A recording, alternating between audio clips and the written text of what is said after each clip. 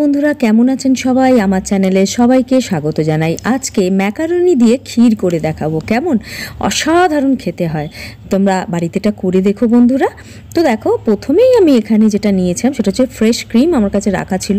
আর না, fresh cream যখনই ফ্রিজে রাখা থাকবে অনেকক্ষণ আগে থেকে কিন্তু বের করে রাখাটা খুব ভালো আর কি। রেখেছিলাম, তাতেও দেখলাম আটকে গেছিলো, তাই 2 চামচ জল দিয়ে মানে 1:1 আর কি আমি বাটির মধ্যে নিয়েছিলাম। আর গুঁড়ো দুধ নিয়েছিলাম 2 চামচ, নিয়ে খুব ভালো করে মিক্স করে নিলাম। একদম একটা মিক্সচার তৈরি করে নিলাম ঠিক এই মতো।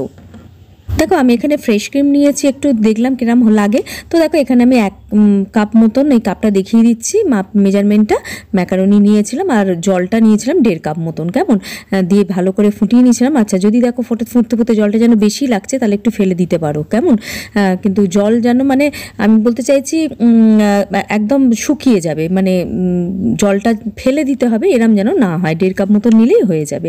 অনেকের কাপ ছোট বড় তো থাকে, সেই জন্য বলে দিলাম কথাটা। তো দেখো, আমি একটু টিপে দেখে নিচ্ছি, মানে 80-90% মতন কিন্তু এটা সিদ্ধ হয়ে যাবে। আর এই ম্যাকারনিটা আমার দেখলাম বেশ তাড়াতাড়ি সেদ্ধও হয়ে গেল।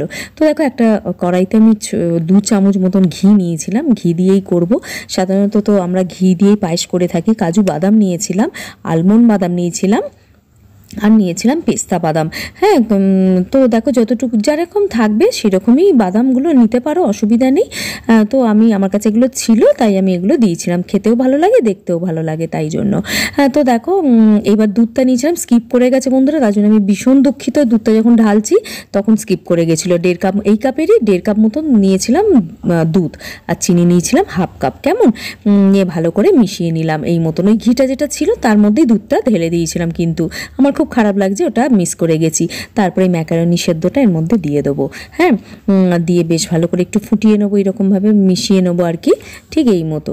আর একটা জিনিসও মিস করেছি, স্যাফরনটা দুধ দিয়ে ভিজিয়ে রেখেছিলাম, সেটাও তুলেছি, কিন্তু পরে দেখছি সেটা মিস করেছি। খুব দুঃখিত আমি। তো যাই হোক, স্যাফরনটা যেরকম গরম দুধে আমরা বা গরম জলে মিশিয়ে রাখি কালারটা বেরোনোর জন্য, সেটা করেছিলাম। ড্রাই ফ্রুটসটা এখানে ভাজা দিয়ে দিলাম। আর এই দেখো, মিক্সচারটা যেটা করেছিলাম না ফ্রেশ ক্রিম আর গুঁড়ো দুধ দিয়ে, সেটাও ঢেলে দিলাম।